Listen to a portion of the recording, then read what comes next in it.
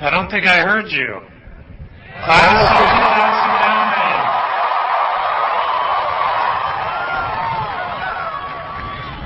2009. First, I want you to stand up and wave and cheer your supportive family and friends.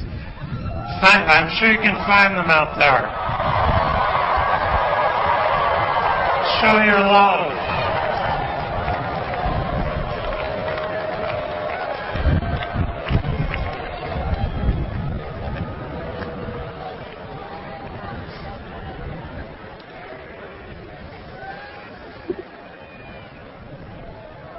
It's a great honor for me to be here today. Now wait a second. I know, that's such a cliche. You're thinking every graduation speaker here says that. It's a great honor. But in my case, it really is so deeply true. Being here is more special and more personal for me than most of you know. I'd like to tell you why. A long time ago, in this cold September of 1962, there was a Stevens Co-op at this very university.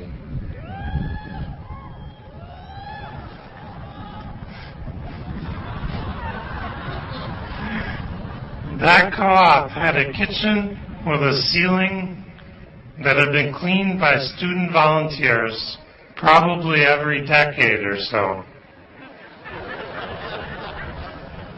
Picture a college girl named Gloria climbing up high on a ladder, struggling to clean that filthy ceiling. Standing on the floor, a young boarder named Carl was admiring the view.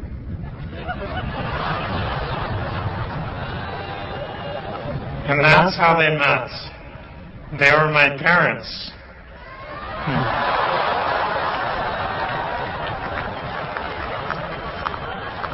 So I suppose you could say I'm a direct result of that kitchen chemistry experiment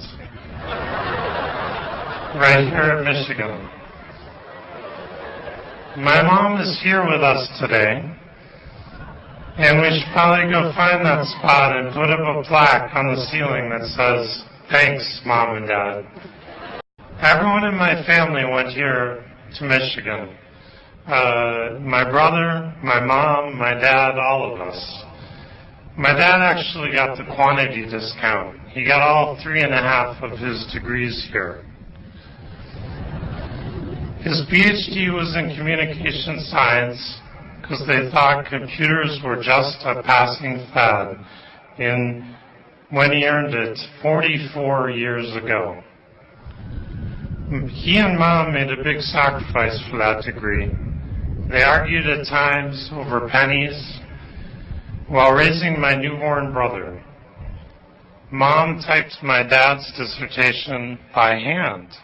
Kind of ironic given it was a computer science dissertation. This velvet hood that I'm wearing,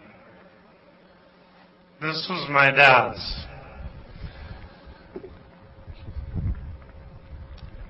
This diploma? Yeah.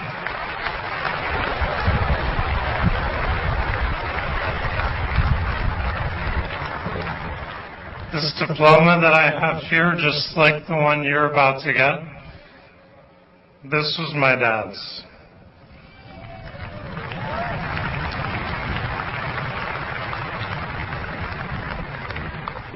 And my underwear? Oh, never mind. Sorry.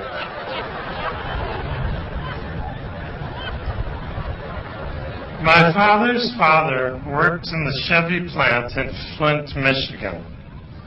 He was an assembly line worker. He drove his 2 children here to Ann Arbor and told them, "This is where you're going to college." I know it sounds funny now. Both of his kids actually did graduate from Michigan. That was the American dream. His daughter Beverly is also with us today. My grandpa used to carry an alley-oop hammer, a heavy iron pipe with a big hunk of lead melted on the end. The workers made them during the sit-down strikes to protect themselves. When I was growing up, we would use that hammer whenever we needed to pound a stake or something into the yard. It is wonderful that most people don't need to carry a heavy blunt object for protection anymore. But just in case, I brought it with me.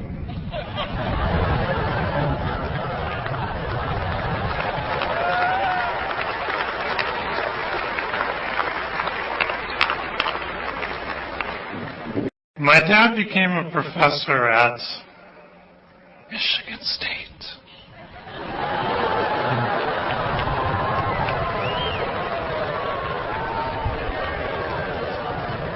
And I was an incredibly lucky boy. A professor's life is pretty flexible, and he was able to spend oodles of time raising me. Could there be any better upbringing than a university brat? What I'm trying to tell you, this is way more than a homecoming for me. It's not easy for me to express how proud I am to be here with my mom, my brother, and my wife Lucy, and with all of you at this amazing institution that is responsible for my very existence.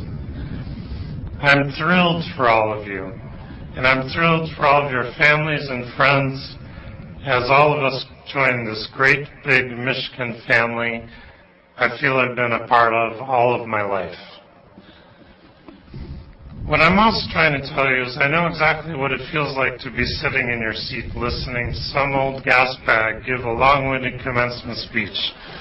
Don't worry, I'll be brief. I have a story about following dreams, or maybe more accurately, it's a story about finding a path to make those dreams real. You know what it's like to wake up in the middle of the night with a vivid dream? And you know how if you don't have a pencil and pad by the bed, it will be completely gone by the next morning. I had one of those dreams when I was 23. When I suddenly woke up, I was thinking, what if we could download the whole web and just keep the links? And I grabbed a pen and started writing. Sometimes it's important to wake up and stop dreaming. I spent the middle of that night scribbling out the details and convincing myself it would work. Soon after, I told my advisor, Terry Winograd, it would take a couple of weeks for me to download the web.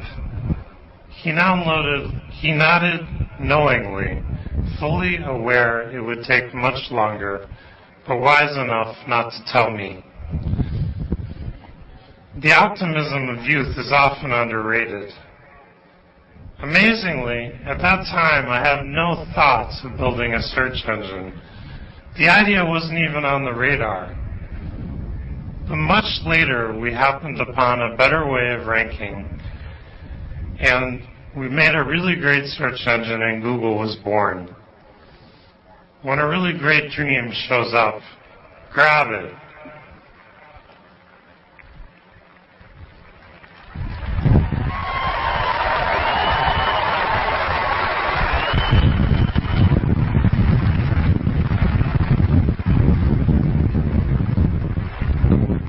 When I was here at Michigan, I'd actually been taught how to make dreams real. I know it sounds funny, but that is what I learned in a summer camp converted into a training program called Leader Shape. Yeah, we got a few out there. Their slogan is to have a healthy disregard for the impossible. That program encouraged me to pursue a crazy idea at the time. I wanted to build a personal rapid transit system on campus to replace the buses. Yeah, you're still working on that, I hear. It was a futuristic way of solving our transportation problem. I still think a lot about transportation. You never lose a dream. It just incubates as a hobby.